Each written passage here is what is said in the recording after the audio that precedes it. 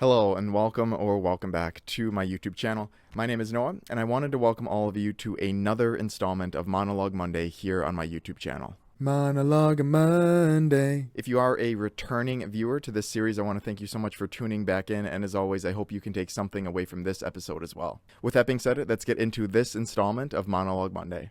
So for this episode of Monologue Monday, I wanted to share my own personal opinions on what I think the population might look like here in the United States in the upcoming years. There's quite a few headlines that come up throughout news articles and online YouTube videos and so on regarding the population of Japan, of which I, have a strong connection to. And generally speaking, the headlines read that there's a huge percentage of the population, maybe over 50%, that are 75 and up or something like that. I don't know if that's exactly the exact numbers, but generally speaking, it means that the population is just very old, right? The majority of the population are non-working people that are, basically kind of on the downslope of life. So they're kind of just going through the motions, right? And collecting the Japanese form of the Social Security type of benefits and so on, and they're kind of just doing their own thing. And this happens to be a problem for them because they are noticing, the economists and so on are noticing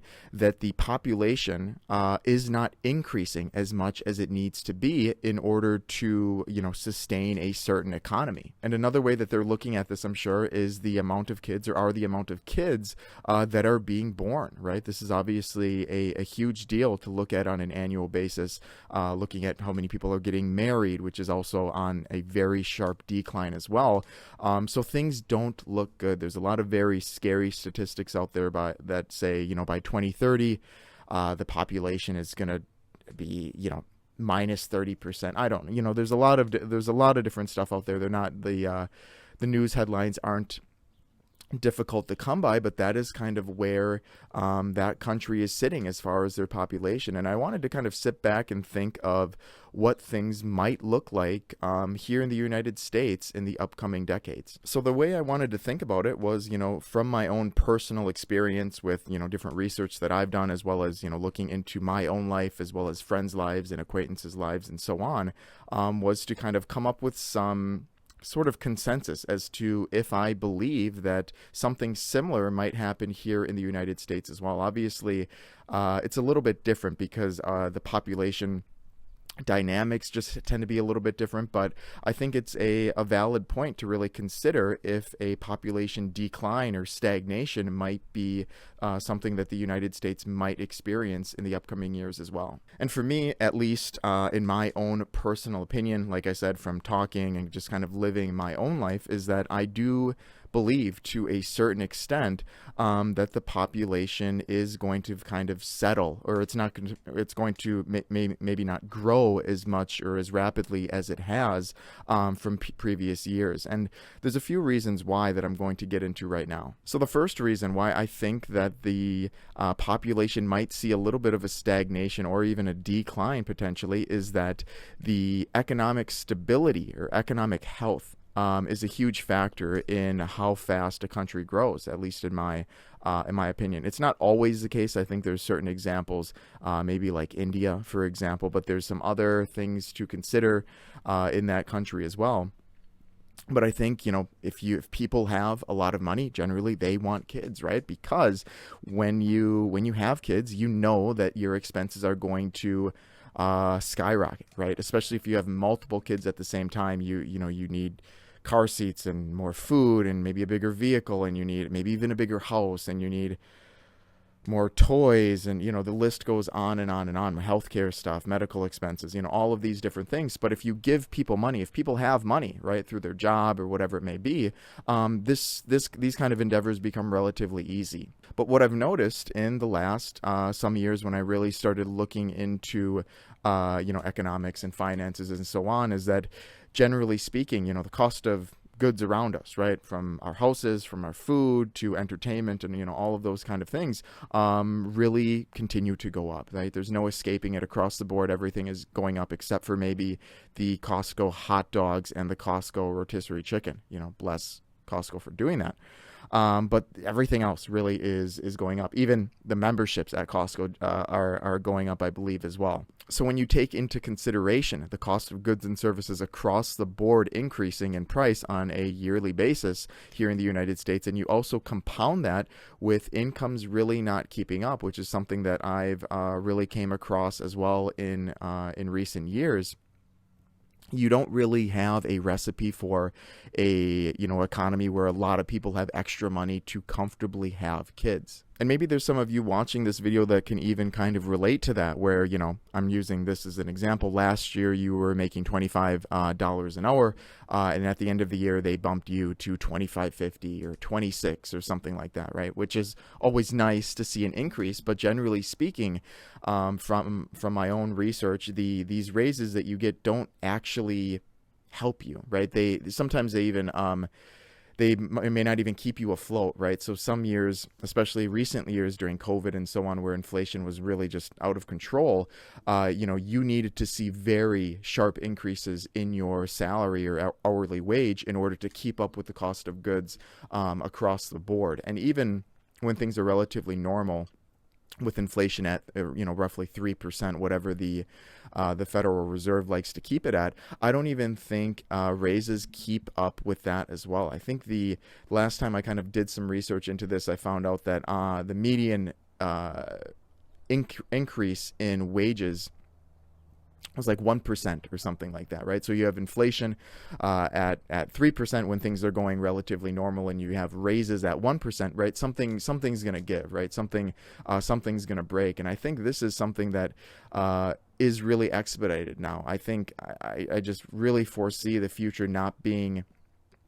an environment where everybody across the board, in the middle class and so on, are getting very healthy raises. I think they'd be relatively standard, right, at 1%, 1.5%, maybe 2%. But when you compound this with the cost of everything else around us going up, I don't think it's going to be a conducive environment for people to want to have kids in the first place.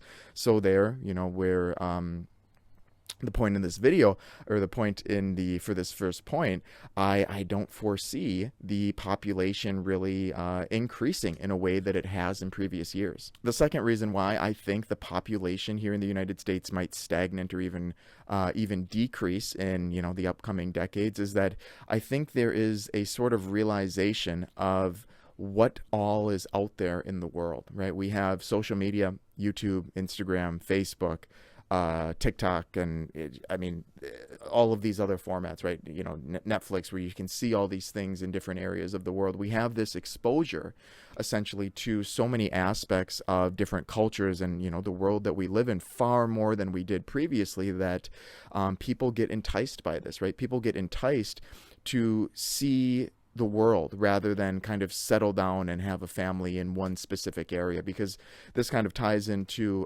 finance as well. If your family isn't very, very wealthy, you're not going to be able to do both, right? That's a toss-up in life. I've made a video on something like that in the past as well.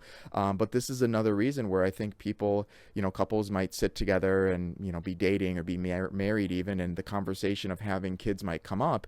But alongside that, the conversation of doing a lot of activities throughout the world might come up as well. And there might be a time or a period where more individuals, young individuals like myself, are choosing the option of exploration, right? They're choosing the option of doing more around the area, right? It doesn't even need to be traveling necessarily, but doing more creative endeavors, just not, being able to, pick up new hobbies or new endeavors on a whim is something that I think might potentially become more prevalent in the upcoming years. The next reason, and possibly one of the most important reasons out of my little list here, as to why I think there might be a decline potentially in the population here, is that you want to, I think generally speaking, the majority of people want to have kids when they are very confident that the environment that the kids are going to grow up in is going to be positive, right? It's going to be positive in multiple ways. It's going to be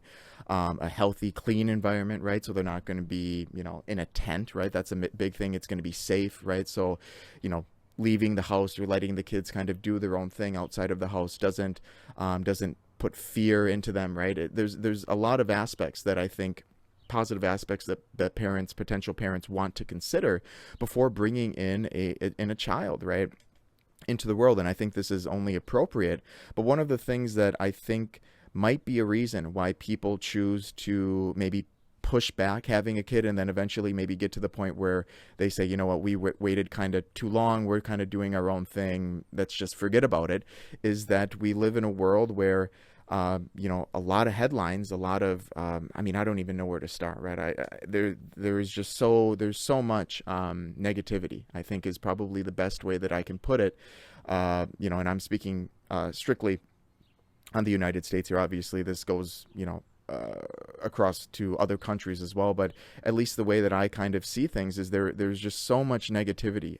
There's school shootings, right? There's people driving cars through parades. There's, the list goes on and on and on. We have this huge kind of discourse with politics in this country, and there's violence with politics, and there's violence with these rights.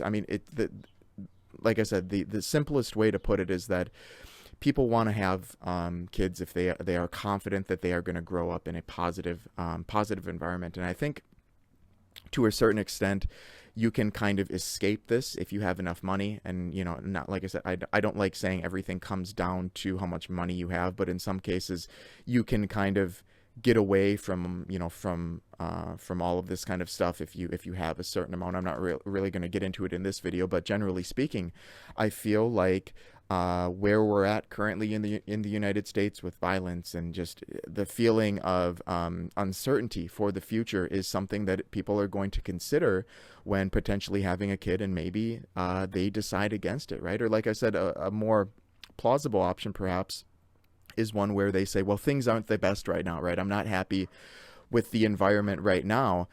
Maybe let's wait a little bit, right? And maybe things will get better. If it doesn't get better, right, it's going to get to the point where these couples, husband and wife, husband, whatever it is, don't want to. Well, husband, let me step back. Husband and husband would adopt, right? So let me step back another step. So bringing a kid in the traditional way. Okay, so male, female. Okay, I got mixed up there. But bringing a kid into the world, I think will just get pushed back, and it'll get pushed back, to a point where people, sit back in their chair and say, you know what, we're 40 or 42, 44, 45 or whatever. We're happy with what we're doing now. Do we really want to go through with this, right? Maybe even earlier than that, right? 30s, 35, 38, whatever, where they just kind of get into their own rhythm, and they're doing a lot of stuff for themselves, and that it's just not something that they want to do then at that point. The final reason that I want to leave you with today as to why I think the population might look a little bit different in the future here in the United States is that I think there almost is this push towards the path of least resistance. I know that's kind of vague, but I think a lot of people want to live a relatively low stress life. I'm in this boat, right? I am 100% in this boat, and I do a lot of things within my life to make this happen. And it just so happens that having a kid or kids, whatever it may be, is a huge burden, right? It's a burden in a good way, right? Obviously, but it is a financial obligation. It's a huge financial obligation because you want to make sure that they are being taken care of appropriately and so on. But it's also a mental and physical endeavor, right? And no parent, I think, is going to say, no, it was super low stress. I didn't worry at all. I didn't have any kind of stress at all. I don't know if that's real. Maybe for some individuals, right? If you can just pay a nanny to watch the kid, that might be the case. But for a lot of normal middle class people, it's a big commitment, right? Mentally, physically, financially, everything. And I think we're at a stage, or at least, the way that I kind of construe people, young adults that are, kind of in the talks of maybe having kids, is that a lot of people want to have a relatively low stress life, pardon me. But the thing that's holding them back are the stressors, the peripheral stressors that we have around us, right? Which some of them I have mentioned in previous examples, but it gets to the point where I feel like people can only take so much so much wear and tear, right? So much stress on their life, where they get to the point where they think, you know, I'm already thinking about money. I'm already thinking, or how tight money is. I'm already thinking about, you know, things that I might not get to do in life. I'm already thinking about my, you know, the family issues that I'm having, or friend issues, or personal health issues. There's all the, and this is part of life, right? Having these kind of tribulations is a part of life, and they help you develop. But I think it might get to the point where people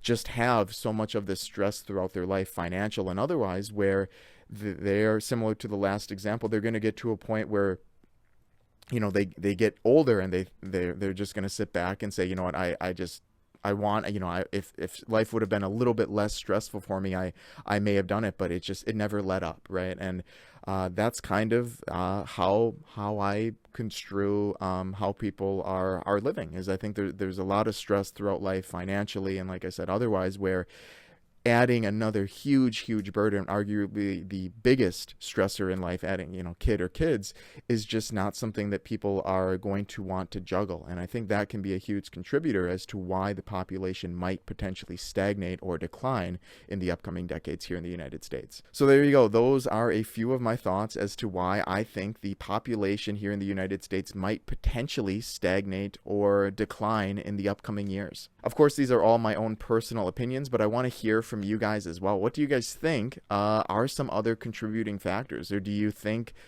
poorly of my examples here? Please let me know in the comment section below. I would love to hear your thoughts. As always, if you've stuck along this far in the video, I want to thank you so much for your time today, and as always, happy financing.